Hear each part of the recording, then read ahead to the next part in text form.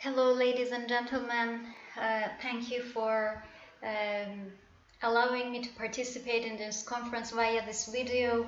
It is really a very big joy and honor for me to be part of this. I would like to thank Ms. Larisa Sorgina, who has made this possible for me to be part of the conference. And I thank also Mr. Rinku Rudra, who had originally introduced me to Ms. Sorgina and informed me about the conference. It's really a big pity that I had to unfortunately cancel my trip in the last minute, but I'm happy to be part of the conference via this video. I would really hope to meet also the organizing committee, the different institutions which have put this conference together. So my presentation is in order to highlight the legacy that Nicholas Roerich has left us with regarding the use of culture and knowledge in peace building between different countries. He does acknowledge that culture is a multidimensional concept, and the specific dimension that I would like to focus on is his idea of beauty, beauty and knowledge. Today, in the 21st century postmodern society, our idea of beauty has been challenged through the dominance of conceptual art creations, and also the acceptance of esoteric knowledge is more and more difficult because of the fact that people want knowledge which is backed by science, which has a scientific foundation. So I would like to explain how I have managed to overcome these two challenges in the postmodern society in order to bridge the definition of beauty by Nicholas Roerich and the situation that we face in our society today in the cultural and artistic scene. I have overcome these two challenges mainly by applying neurological principles of aesthetic experience, which are very a very prominent neuroscientist who is also Indian has explained that, Professor Ramachandran. And on the other hand, when it comes to bridging esoteric knowledge and scientific-based knowledge, I have overcome that using meditation as a method when creating paintings. So, in order to explain this in more detail, I would like to go through the definition of Nicholas Roerich about beauty. He defines beauty in 5 different aspects. The first aspect, he refers to beauty as harmony, because he says when we appreciate beauty, when we have a feeling and an instinct to recognize beauty, that appreciation automatically stimulates our sense of connectedness with the rest of beings around us, and that leads to having more harmonious relations, therefore, with the world around us. In my painting, I start creating a painting first by doing long hours of meditation regarding any particular topic. And during meditation, in a way, we access a certain psychic energy, which Roerich also refers to. He says, psychic energy is like a magnet which pulls the whole cosmos together.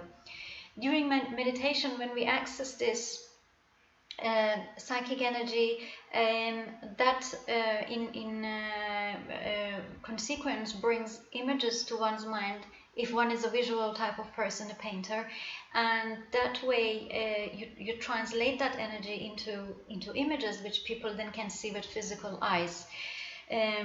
So that is regarding the definition of beauty in terms of harmony. Then Roerich also refers to beauty as a way to the highest world.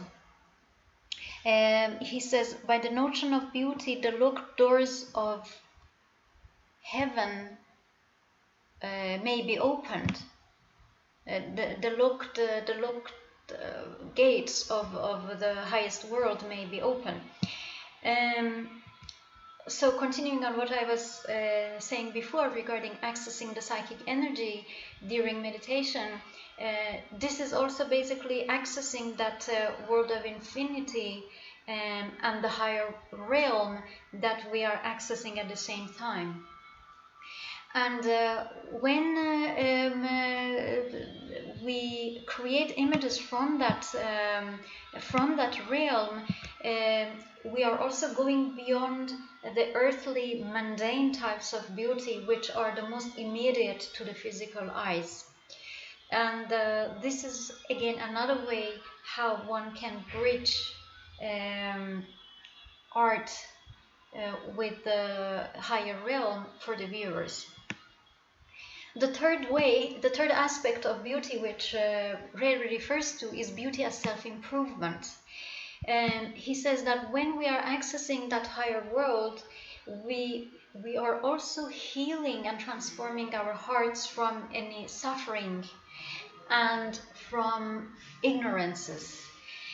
And this leads to our self-improvement, therefore. So healing the human heart takes us to a higher level of beauty and therefore to higher levels of living experience. The fourth aspect of beauty that he refers to is beauty as problem solving.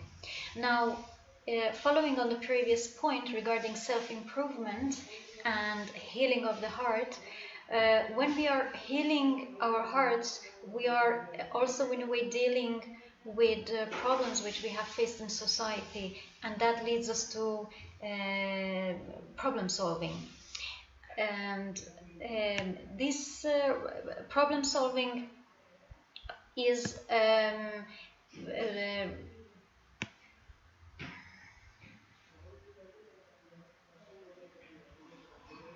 this problem solving becomes easier when we are accessing that higher realm, because it opens a point of infinity for us. That point of creativity and infinity brings us to higher levels of energy, higher levels of creative thinking, and therefore also finding solutions to our problems, finding creative ways of dealing with them. And then regarding the fifth aspect of Roerich's definition of beauty, he refers to beauty as evolution of mankind. So again, linking with the point before, when we are healing ourselves and we are solving problems, we are also as individuals therefore advancing humanity on a collective level. If every time a person has a more elevated state of being, has healed his heart and his being from pain and suffering or ignorance, he is leading the whole humanity to move forward. Now, in my and he says, and Roerich says, with every affirmation of the beautiful and the highest, we are creating the quality of the future. So when in a painting we create an affirmation of that higher world, we are in a way creating a visual of that better future.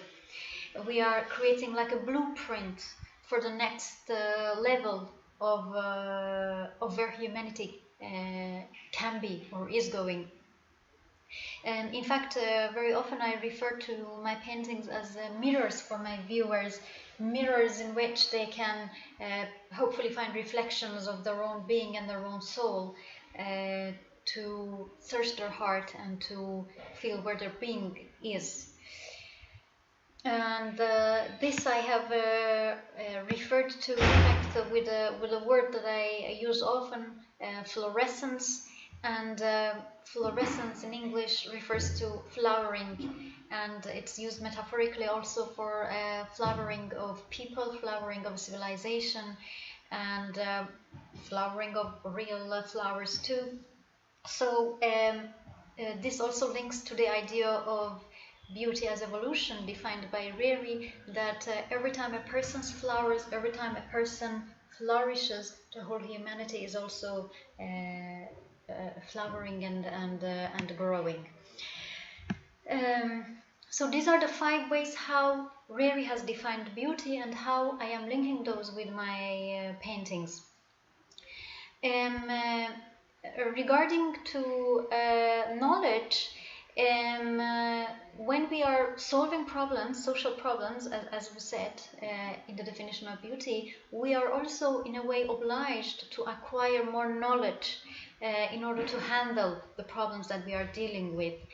And although esoteric knowledge is often dismissed today by the mainstream institutions because they look for scientific foundations and scientific proofs, meditation is gaining actually more and more prominence because they have seen that it tends to calm people down. Now, during meditation, as we said, we can access the higher realms, and we can access the psychic energy which links us to the whole cosmos. And in that state of mind, in that state of being, information from ancient knowledge, ancient wisdom, collective memory, symbols from the past come to our mind. And by using those, I managed to create images. But to integrate that with today's scientific knowledge, I have also studied international relations and political science in order to be informed about today's academic knowledge on the issues of society and peace building.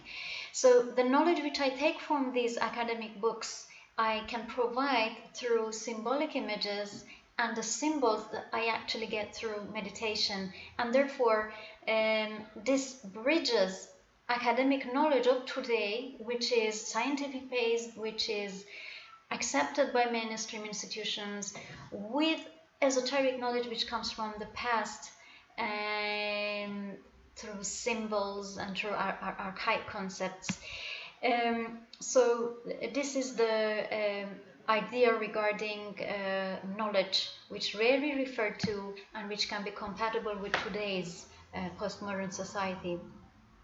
And finally, I would like to refer to the challenge of beauty, which I mentioned at the beginning of my talk, that today the conceptual art works in a way dismiss beauty with the rationale that the artists feel they have an obligation to make others aware about the ugly realities which are going on, and therefore if they are producing something which is quote-unquote ugly, or let's say not beautiful, that will be mirroring the ugliness of cruelties which is going on around us. And this is something which started back in 1917, we can say, when the French artist Marcel Duchamp created his famous fountain, as also the start of the use of ready-mades in the art world. Now, I fully appreciate that rationale. I can understand it, and I can see its value.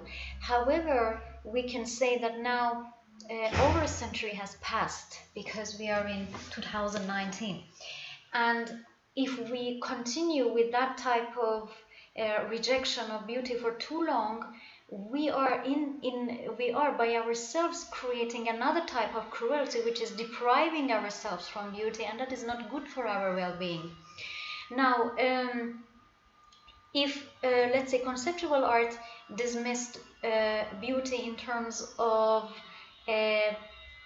superficial decoration which covers up for the ugliness of cruelties. In order to get past that, this is where the neurological principles of aesthetic experience come handy. Today we are also facing, let's say, environmental crisis where we are dealing with much pollution in our oceans, in the air, with global warming, and this also indicates a disconnection between us people and the natural world around us. Now, talking about neurological experience, it is our neurobiology, our physiology, which responds to the environment around us and by instinct recognizes something as being beautiful. When we recognize a flower being beautiful, the sea looks beautiful, or the mountains look beautiful, that is not because somebody came and told us, look, when you see a mountain, you should recognize it as beautiful. That's not because of an intellectual level of knowledge, that's by instinct, that's by our neurobiology. And therefore, using the principles which Professor Ramachandran explains, I make use of those principles in order to create my compositions in a way that their beauty can be recognized regardless levels of intellect of people and the different cultural backgrounds also. So this can transcend cultural differences, and it can transcend intellectual differences. And it also goes a step further than the beauty which has been, let's say, rejected by conceptual art, because it is bringing beauty not to make us forget about the cruelties or to cover up for the ugly cruelties, but in order to connect us to the natural beauty of the world around us and increase our sense of connectedness, and also elevate our state of being to that higher realm, which is the beauty of the heart and the beauty of the being. So not necessarily because somebody looks cosmetically beauty, but because somebody's heart and soul are beautiful and good, and that goodness gets reflected therefore in the image that we then create in the art piece. So that is also how I have, let's say, gone past the challenge of beauty in the postmodern art scene, and connected to the definition of beauty which Roerich gave, which I personally very much like and agree with, and this is why I wanted to keep it alive, because I think it applies. This is all about my presentation. I know that we only have 15 minutes, so after this I would just like to show a few slides of my paintings, so that you see the type of art pieces that I am creating. And if anybody would have comments or questions, please do feel free to drop me an email. I will put my email at the end of the painting images that we show, and I look forward also to read all about the presentation of other participants at the conference.